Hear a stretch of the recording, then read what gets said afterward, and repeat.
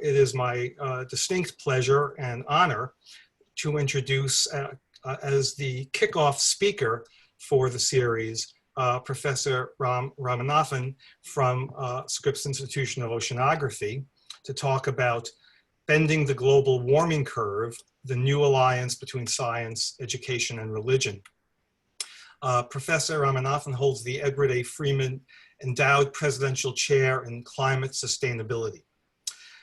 He discovered the greenhouse effects of CFCs, that's chlorofluorocarbons, in 1975, and showed that a ton each of CFC11 and CFC12 has more global warming effect than 10,000 tons of carbon dioxide. This discovery established the now accepted fact that non-CO2 gases are a major contributor to planet warming, and also enabled the Montreal Protocol to become the first successful climate mitigation policy. For this work, he was awarded the Tyler Prize by Nobel laureate Sherwood Rowlands in 2009. In 1980, Madden and Ramanathan were the first to make a statistical prediction that global warming will be detected above the background noise by 2000, a prediction which was verified by the IPCC UN experts in 2001. He led international field campaigns, developed unmanned aircraft platforms for tracking brown clouds pollution worldwide. His work has led to numerous policies, including the formation of the Climate and Clean Air Coalition by the United Nations. He founded, designed, and leads Project Surya, along with daughters Nitya Ramanathan and Tara Ramanathan, an extended effort to characterize and mitigate climate and health impacts of cooking with solid biomass as a way to protect the bottom 3 billion from climate change. He is now leading a University of California climate solutions effort, which has launched an education protocol on climate solutions, Bending the Curve, that is expected to reach 1 million students or more. He is co-editor and co-author of 2 books on climate solutions, Bending the Curve and Health of People and Health of Planet. He was honored as the science advisor to Pope Francis's Holy See delegation to the historic 2015 Paris Climate Summit. He was named the UN Climate Champion in 2013, has been elected to the US National Academy and the Royal Swedish Academy, which awards the Nobel Prizes. Foreign Policy named him a thought leader in 2014. Again, it's a great pleasure to turn over the mic and the Zoom room to Professor Ramanathan. Thank you, Steve. Can you hear me okay? Yes. So let me just share my screen.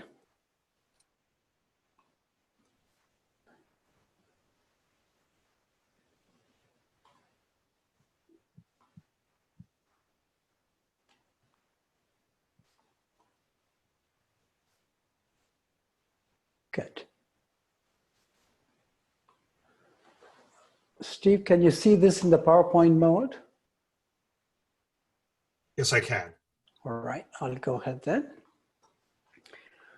Yeah, thank you very much. When Steve Adler invited me, I think 2-3 months ago about this, I was thinking, who wants to hear about climate change, another disaster in the midst of the COVID? So I must say I'm truly impressed at the turnout today. Thank you. About 5 years ago, our president, Janet Napolitano, asked me to lead a UC-wide effort in coming up with solutions to the climate change problem. There are 50 of us. I was honored to lead this group. And so I coined the name Bending the Curve. And I briefed our governor, Gavin Newsom, a month before he got elected on bending the curve. So when COVID hit, everyone was talking about flattening the curve. Except our governor Newsom, if you see that, he's the only one who talks about bending the curve on COVID. So any talk on climate change in California, we have to start with the fire situation. So let me start with that. I'm having a problem seeing the thing to advance. What's going on? Yeah. So this was a picture of the sun, the sky, I took yesterday around 6 o'clock. It was still about, high in the sky, about 30 degrees from the horizon. And I mentioned about the climate. So why is the sky brownish or reddish? It's basically fine particles. They're barely, extremely tiny, almost the size of the COVID virus, of a few tenths of a micron. They preferentially take off the blue and the green from the sun. So another surprise was waiting for me about half an hour later. That's the picture of the sun. So why is that so red? Normally the setting sun is reddish, but this was anomalously reddish simply because of the smoke from the valley fire. So let me start with the connection between climate change and fires. I'm sure all of you know that this is the worst fire season for California. In terms of the acreage we have lost, about 2.5 million acres of forests burned. Of course, when trees burn, they give off carbon dioxide, which goes to warm the climate. So why are these fires so phenomenally large in scale and instantaneously they combust? It's giving the firefighters a hard time to contain it. Interestingly, there is one simple equation. I'm not going to walk you through this. I just put the equation to impress all of you, but I'm going to say it in words. That equation has a death grip on the link between climate change and extreme weather. The left-hand side, that is the vapor pressure of water vapor, or think of evaporation of moisture. We all know you heat something, heat the water evaporates. So we know that water's temperature. But this equation shows it increases exponentially. So when you heat the soil, when you heat the air, the soil, the land, the leaves, the trees, they're all giving moisture. It's happening every second of the day, every hour of the day, day and night. California is warmed by 1.5 degrees in the last 50 years. What the equation tells you is that the evaporation should have increased by about 10 to 15%. Imagine that. It's happening every second throughout the year. Unless you get increased rainfall, everything is going to dry out gradually. So I'm sorry to say, I'm personally not surprised because everything is drying out. We living in California, we don't feel it because we artificially water our land, our our lawn, or soil, etc. So what does this all mean? The same equation is what's driving more intense hurricanes. Why is that? Because as you heat the planet, the warm air has more moisture. We all know, right? Hot and humid. But the water, vapor in the air, came from the ocean. So it carries energy from the ocean. We call it latent energy. That also increases exponentially. So on the right-hand side, I'm showing a graph which I wanted to confirm this. This was published in 1989. I was at the University of Chicago. On the vertical, I show the water vapor. I measured from satellites, microwave instrument, and plotted against surface temperature. I was shocked how the water vapor in the air increased non-linearly with temperature. And I was equally shocked, such a complex system on the planet is a slave to the simple equation. Okay, so I'm sorry to say, with global warming, there is nothing we can do to stave off these extremes. They will increase because of that equation. Okay? So if we don't pay attention to scientists, remember we are now having a battle in the US between science and policy in terms of COVID. So this is a projection by a model developed by Princeton and NASA. There is a 10% probability by year 2000, beyond 2050, which is about 30 years, 30, 40 years from now. This is how the Earth is going to look, where it shows regions subject to drought. Entire Mediterranean, entire California Southwest, most of Amazon, South Africa, Eastern, Western China. So, astronomers call the Earth is in a Goldilocks zone, that Venus is too close to the sun, too hot. Mars is too far, too frozen, and Jupiter and all that, of course, is way cold. So Earth is in the right distance from the sun with the right amount of gases to have a habitable planet, okay? And so it is supposed to be like Goldilocks, who wants her porridge in the just right temperature. So we were all Goldilocks enjoying that, but that zone is going to shrink catastrophically.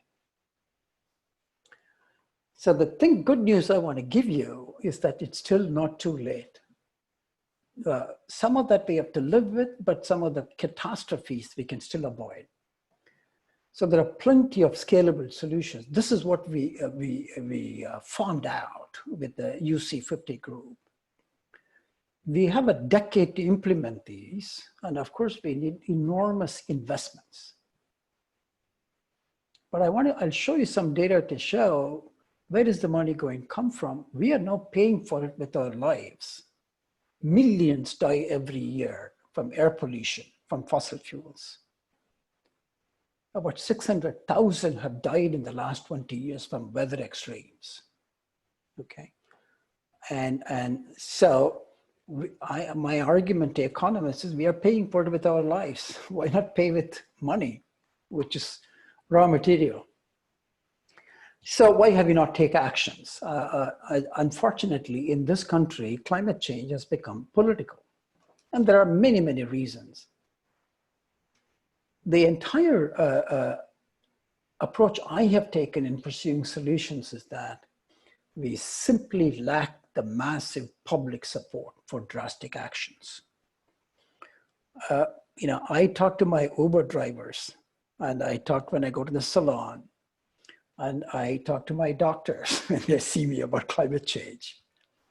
And anyone in the public when I'm traveling, very few are really, they're sympathetic to the science, but they're unaware of this potent volcano they're sitting on, okay?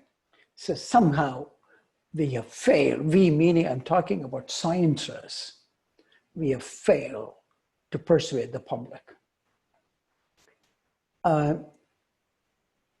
So what I'm suggesting is that we need to form an alliance between science, religion, and policy. And I'll tell you how I got to that state.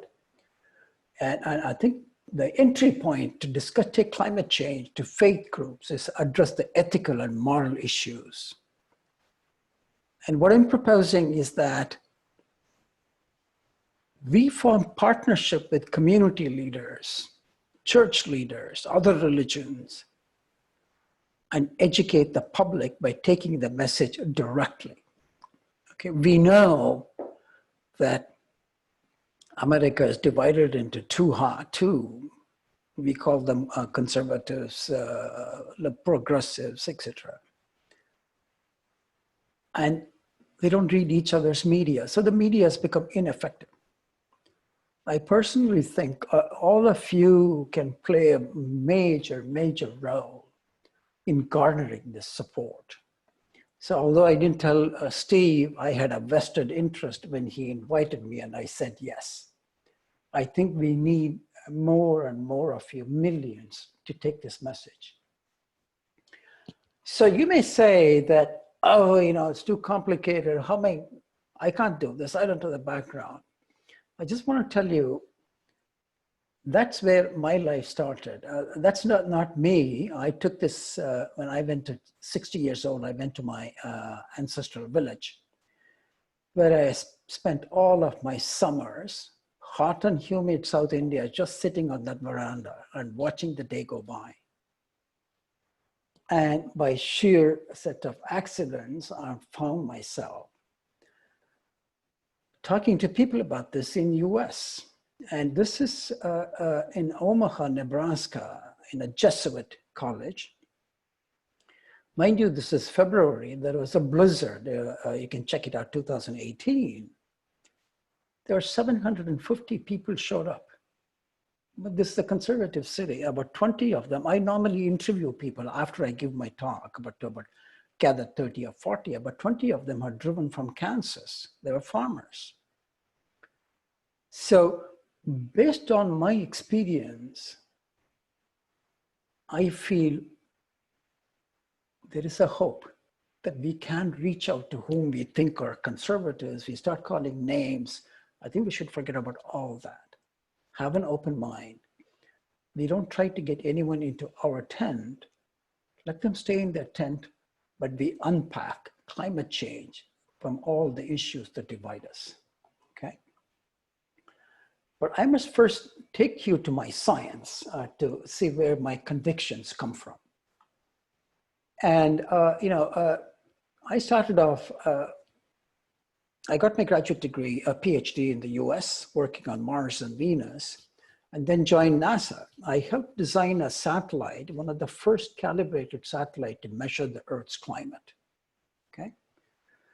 Then in the last 10 years, I've designed unmanned aircraft long before Jeff Bezos heard about unmanned aircraft.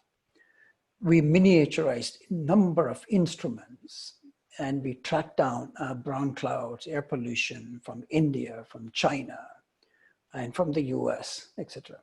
Okay, so most of the stuff I'm talking about, I mentioned this because normally you think because of the way it's talked about in the public, that this is such a controversial field. It's not. Everything we know is from observations. At least my work is completely based on observations, not on models, okay? So what is the major, we all heard about carbon dioxide, what happens? So these days we don't drive, but let's say that, we took a bus or we drove today just to get out of the house. About 95% of what comes out of your tailpipe is not the smoke, it is carbon dioxide. So why is that? The fuel you put into your car, it's hydrocarbon, basically hydrogen and carbon. So when you light a match to it, in this case, the spark plug in the car, the carbon combines with the oxygen and the air becomes carbon dioxide. It's the most insidious gas in terms of climate is concerned, because 50% of whatever came out of your tailpipe stays in the air for 100 years. Imagine that. And about 20% stays for 1,000 years. And so it's not inconceivable that we are still inhaling the carbon dioxide which came out of James Watt's steam engine. So it's accumulating, accumulating, accumulating. So how much have we emitted? 2 followed by 12 tons, 2 trillion tons since 1850. And thanks to measurements by Scripps, a famous scientist called David Keeling, who passed away, he was the first to make precise measurements. About 48% of that 2 trillion tons is there.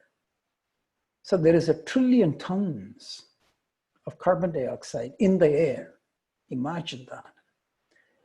And that circulated the planet like a blanket. So how does a blanket keep you warm in a cold winter night? It traps your body heat.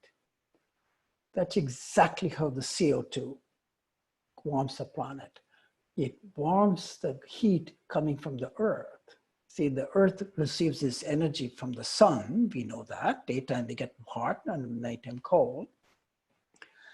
And the planet gives off this heat as what we call heat radiation. And the carbon dioxide traps this like a blanket, okay? It's basic quantum mechanics and basic physics is what determines. It's been measured in the lab. I personally have made measurements of this and interpreted these measurements. So that was all known for about 100 years, the blanket effect of carbon dioxide. You know, this is in 1975, I got into this field. I had looked at the greenhouse effect of Venus and Mars. And I discovered these halocarbons, which are used as refrigerants, you know, propellants, and now as, you know, all kinds of uses. They are even 10,000 times more potent than CO2. That opened a Pandora's box. Now we know about half a dozen gases in addition to CO2 heating the planet, okay? So by 1980, I got curious, if this warming is going to be large, when are we going to detect it? So we did the statistical study and showed that if this theory is right, at that time the theory was right, we should be able to see this warming about the background natural weather fluctuations before 2000. So if you see in this graph, the vertical coordinate is temperature of the planet, the entire planet, over 10,000 thermometers are put on the planet to make these measurements. And the planet has hiccups, it warms, cools, and warms and cools, okay? So when skeptics say, oh, you know, the planet's climate will change by itself, they're right. They're not wrong. But our warming, I can look and see. we published into 1980 when the planet was still cooling. And many scientists thought I'm crazy to talk about warming when the planet is cooling. I said, no. It has to warm above the noise by 2000. And you see that 2000 is when it really rose and it's been warming and warming and warming, exactly as predicted by theory.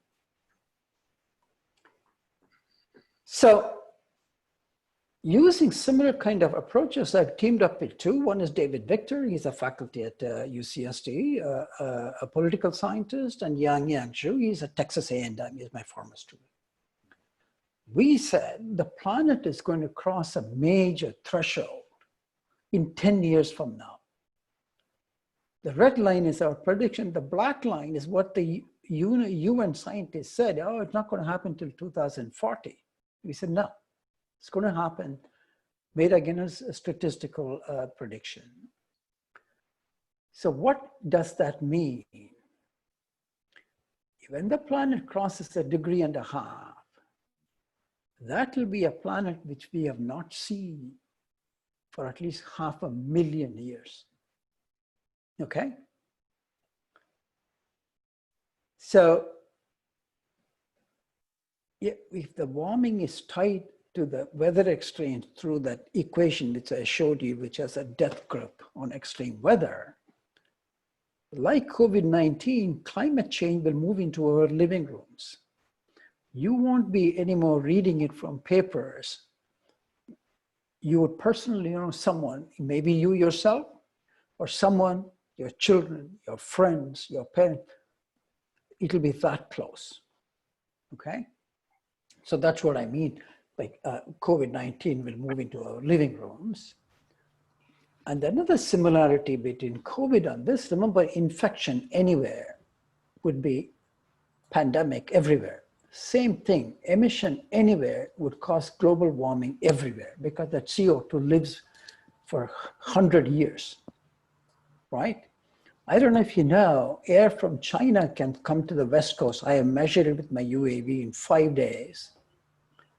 but air from US reaches Europe in 3 days. So each of us are in somebody else's backyard. So this is not the problem we're going to solve by finger pointing. It requires global cooperation, just like COVID is going to take global cooperation to get rid of it. Okay? So my prediction is that it's probably going to take us 5 years to recover from all the effects of COVID. By the time we sit in our living room relaxed and saying, my God, we got rid of this, climate change will move in. All right. So, and the other thing I'm also, informing you so that you can address skeptics who always say, oh, the planet has had ice age, it has had warming this. This is nothing. They are right. I'm showing you the planet's climate over the last 60,000 years. See how it has changed. So why am I worried about this 1.5 degree change? It's because the past 100,000 years, the planet's climate has been colder or a little bit warm right now. We are in what's called altithermal period last 10,000 years. Warm, stable climate. And it is the climate stability which helped. I got an email for that, so a lot of the industrial advances we have had.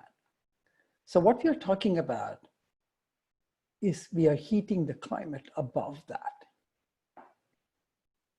So it is a fact that we unfortunately became so developed in a warm epoch, and we are sending the climate warmer, okay? So, so don't let the skeptics get away by saying planet's climate has always changed. So how did I get into the solutions? When I turned 60, it was 2004, so you can guess my age now. I got this amazing email. I was sitting in the Maldives, working with making pollution measurements. And I was a guest of the village chief. Going to my room, this was his, he had 3 wives. This was his 3rd wife's room because she had just gone for a trip.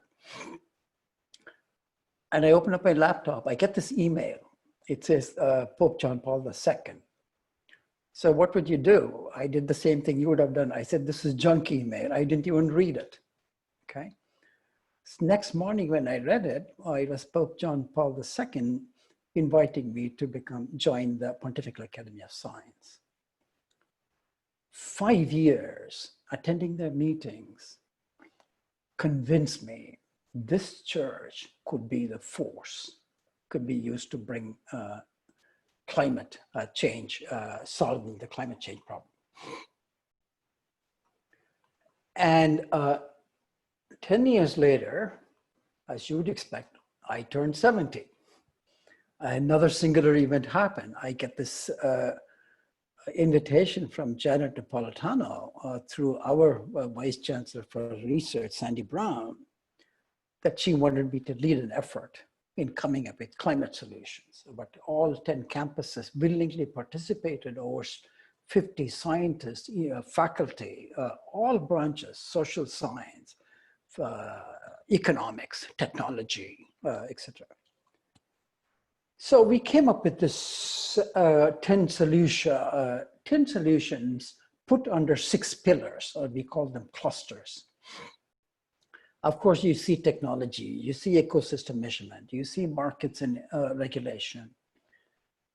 But you see, what do you see on top of that circle? Societal transformation. And why is that? I was shocked. I became convinced of societal transformation from working with the church. But these are engineers from Berkeley, economists. And they said, well, we are not solving this problem, not because we don't know how to solve it. We need to transform society, okay? And I don't want to disappoint you. I want to give at least one thing on the technology. Of course, the most important action we can take is declare fossil fuels as outdated technology. It has served us extremely well, but it's become outdated and we need to move on. But the sad thing is, when we proposed this policy, none of us thought about the fate of the fossil fuel workers. Policymakers 10 years ago should have come with ways to retrain and re-educate fossil fuel workers to take on jobs in renewables. And I think that would have cut the argument at its feet from the fossil fuel companies. Where is this going to come from? Like I said, fossil fuel air pollution kills about 3.5 million lives, and extreme weather, another 600,000. When you add all this, the cost of that to the society is about $5 trillion every year. The deaths, the value of life. So that will pay itself. How much do we need to get rid of fossil fuels? About $1 trillion a year for the next 20 years. So I'm going on personally 3 fronts. First is education. Education for children and grandchildren, okay, for the uphill battle against climate disruption. And I'll talk to you about that. And the motto was said beautifully by Confucius: if your plan is for 1 year, plant rice. If your plan is for 10 years, plant trees.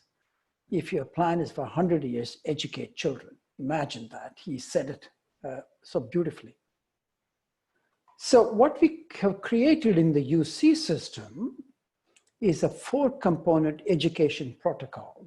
First is a digital textbook funded by Bill Gates, and it's freely available to anyone, okay? Then we created a hybrid course for in-person, and where the students listen to the lectures and come to the class to discuss solutions. So we turn around and make the students as the teachers. And then we have created an online version of the course. It was done today just by sheer dumb luck. COVID, I shouldn't say dumb luck, COVID hit, and we could only do online. And UCSD has just this year created a MOOC version, okay?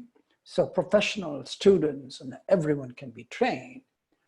Our goal is to create 1 million climate warriors amongst the young, the next generation around the world, okay? We have the tools, now we have to take the message across. Next, I worked with CSU. We formed a partnership with California State University, which trains 75% of our teachers, and joined with the Dean of Education at UCLA. We created a program on K-12 environmental literacy. We came with a report, and it's being pursued to take the next steps so that hopefully, in about 2, 3, 4 years, every school from elementary to high school, the kids would learn about climate change. So now coming back to my science policy religious alliance, Steve, I didn't keep track of how much time do I have, or have I run out of time?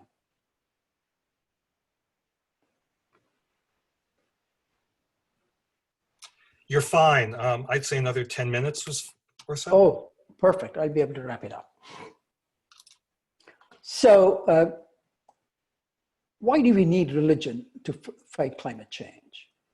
This is a paper I wrote with the Cambridge University economist. What we said is finding ways to develop a sustainable relationship with our planet requires ultimately also a moral revolution. Religious institutions can and should take the lead on bringing about such a new attitude towards creation, okay? And so I want to give you one of the moral ethical reasons we want to approach religion. I think of, in my research, I model it like this. I think of there are 2 worlds in this planet, 2 separate worlds, but codependent.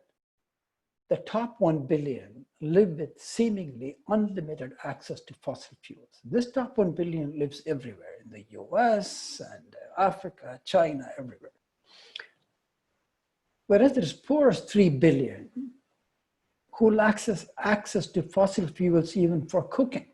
This is the issue my daughters Nitya and Tara are working on. They have a NGO. They work with some major foundations to provide clean cooking for them. The top 1 billion contribute 50% to the climate pollution. The bottom 3, just 5%. And we all know when that Goldilocks zone shrinks, who's going to go down that cliff first? I think all of us will go down the cliff, but they go first.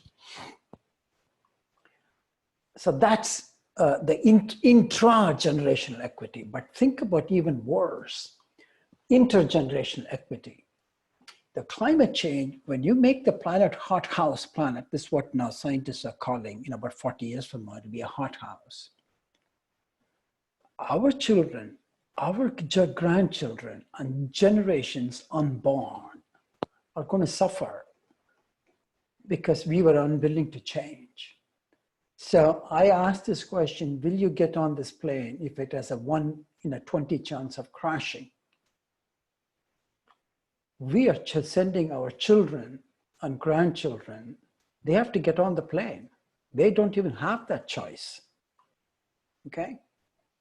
So that is the moral, ethical issue I see where religion will be best equipped. As academics, I don't see that we can raise such issues to the public, but faith leaders can.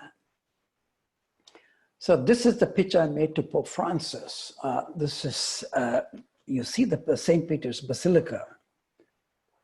And behind the Pope is what's called Domus Santa Martha. That's where the Pope stays. That's where we all stay when we go for a meeting. So normally we brief the Pope after a meeting for a full 2-3 hours, but that day he was so busy. So we had to see him in the parking lot. They gave me all of 2 minutes.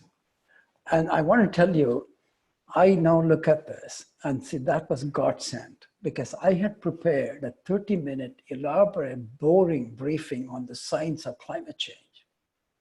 So when I was given 2 minutes, I just told him about the intra and intergenerational equity. I told about 3 billion people who have not even discovered fossil fuel, but they're going to suffer the worst. And then I said, even worse, or even children, grandchildren who have not been born. And 6 months later, he released his encyclical on, it's called Climate Encyclical. It's called Our Common Home. He has one beautiful line which completely summarized everything about ethics. He said the cry of the earth should be heard with the cry of the poor.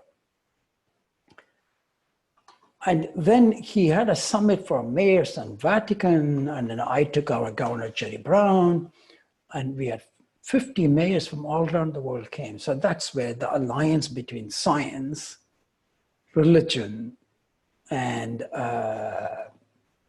policy, the idea arose to me. And we met 2 years ago again, this time on the health. I see that our president, Jake Jacoby, is an emergency room physician. We had some of the top health experts, healthcare providers, several Nobel laureates, biologists.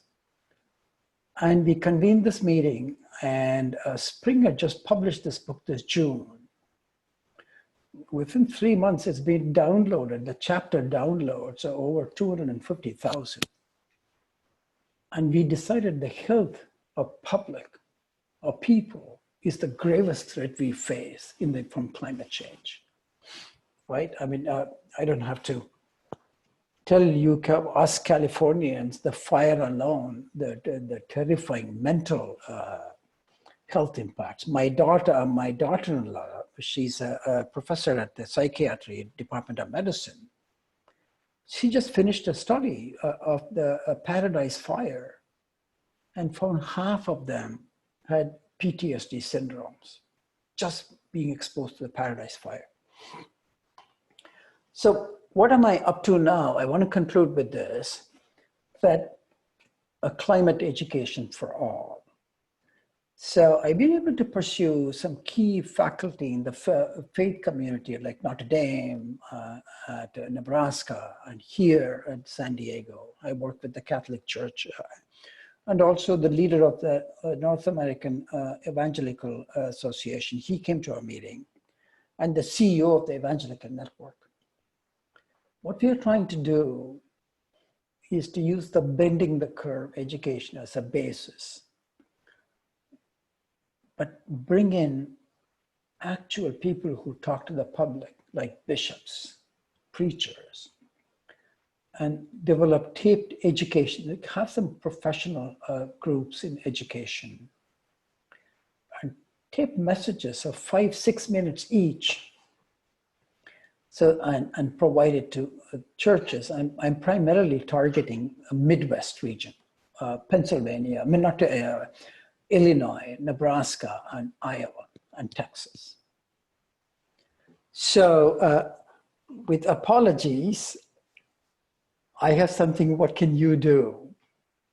But Steve, I will leave it there. And if there are any questions, I'll be delighted to take it. Thank you so much.